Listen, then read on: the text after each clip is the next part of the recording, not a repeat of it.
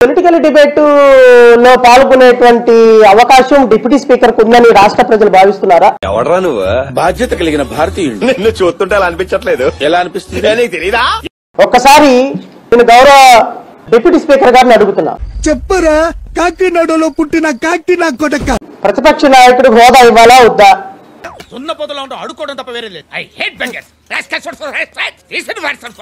నాయకుడికి హోదా ఇవ్వాలంటే ఎన్ని సీట్లు రావాలి? ఎక్కడికి వెళ్తే అక్కడ లక్షలాది వేలాది మంది జనం వచ్చేటటువంటి ప్రజాదరణ కలిగినటువంటి వ్యక్తి వాళ్ళ 11 రావచ్చు, అది వేరే విషయం.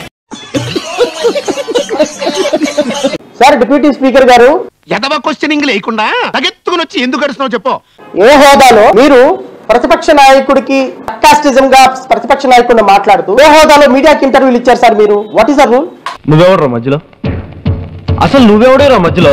డిప్యూటీ స్పీకర్ గా మీరు పవన్ కళ్యాణ్ చంద్రబాబు నాయుడు ఫోటోలు వెనక పెట్టుకొని ఏ విధంగా ప్రెస్ మీట్లు పెడుతున్నారు సార్? It's very clear.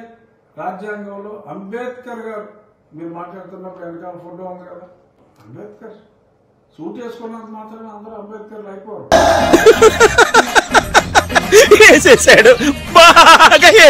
ప్రతిపక్ష హోదా అడిగిన దగ్గర నుంచి పని పాట చేసుకుని బతకొచ్చు కదా, అడ్డగాడిలో పెరిగాడు, మళ్ళీ మేసాలు అడుక్కు తింటాం.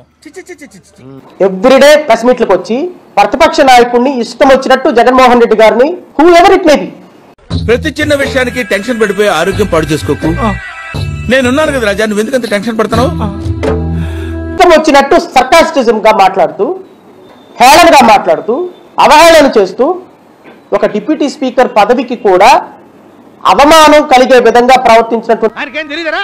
ఏమిటి మీ ఉద్దేశం? ఎట్లా కనిపిస్తున్నాడు మీ కంటికి? నూతుల్లో పుడికెళ్ళి తీసేవాళ్ళ కనిపిస్తున్నాడా? మీరు సార్ బస్ స్టాండింగ్ లో చెవుల్లో గుబులు తీసేవాళ్ళ కనిపిస్తున్నాడా? అసలు ఏమిటి ఒపీనియన్ నాకు అర్థం కాదు. మీకు అసలు ఆ సీట్లో కూర్చునే అర్హత ఉందా? మీ ప్రాథమిక సభ్యత్వానికి రాజీనామా చేశారా లేదా? ఫ్రస్ట్రేషన్ అందరికి వస్తుందండి. కొంచెం కోపం ఎక్కువైతే లిసినోప్రిల్ HCTZ అనే టాబ్లెట్ ఉంటుంది, వేసుకుంటే బీపీ తగ్గిపోద్ది.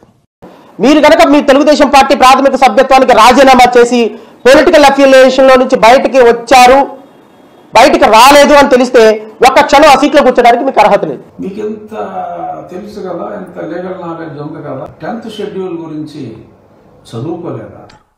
ఇంత చిన్న లాజిక్ ఎలా మిస్ అయ్యారు మీరు? తెలుగుదేశం పార్టీ ప్రాథమికంగా రాజీనామా చేస్తారో నాకైతే తెలియదు.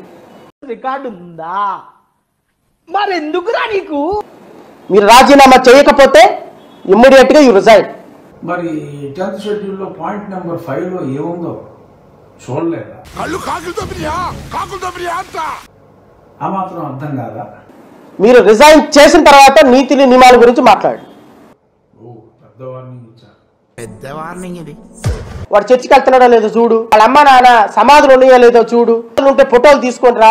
శ్రవణ్ కుమార్ గారు హిందూ అవుతాడా, ముసల్మాన్ అవుతాడా? వాడండి. మెదడుపై ఎక్కువ ప్రెషర్ పెట్టకు, చాలా తక్కువ పడతావు కదా, తుప్పట్టు పోయింది అక్కడ. అంటే ఏంది? మీరు చదివిందే చట్టం, మీరు రాసిందే చట్టం. మీరేమో ఊరికే ఫేక్ కేసులు పెట్టుకుంటే వెళ్ళిపోతారా? చూస్తే ఊరుకోవాలా? చెయ్యకపోతే ఏం చేస్తారు? మీరు గిలితే గిల్లుకోవాలా? పైగా నన్ను అంటారా గిల్లితే గిల్లించుకోవాలా? మీరు గిల్లితే మేము గిల్లించుకోవాలా? అర్హత లేని వ్యక్తులు కూడా SC ST అట్రాసిటీ కేసు పెడితే కొట్టించుకోవాలా? మాటకి మాట, కౌంటర్ కి కౌంటర్. నా గురించి నీకు తెలీదు, నేను చాలా చాలా చాలా డేంజరస్. అజిమేష్ రెడ్డి గారు పళ్ళు పళ్ళు పళ్ళు పళ్ళు కొనుక్కోదు. ఇరిటేషన్ నాకు. నల్లబాబు నల్ల తాచు లెక్క నాకి సంపేస్తా. నేను తొడగొడితే మెరుపులు వస్తాయి, పళ్ళు కొడుతాడు. సో మేము మాట్లాడగలం, నువ్వు గట్టిగానే మాట్లాడగలం, ఎలా తిరగలేము. మేము కళ్ళు తెరిస్తే ఏమవుతుంది మాటలో? మీ స్థాయికి ఇంత స్థాయి ఉందని కాదు నేను చెప్పేది. ఎస్, మన ఇంట్లో ఉన్న బోట్లు 3, అందులో నాకు పడ్డ బోట్లు 2.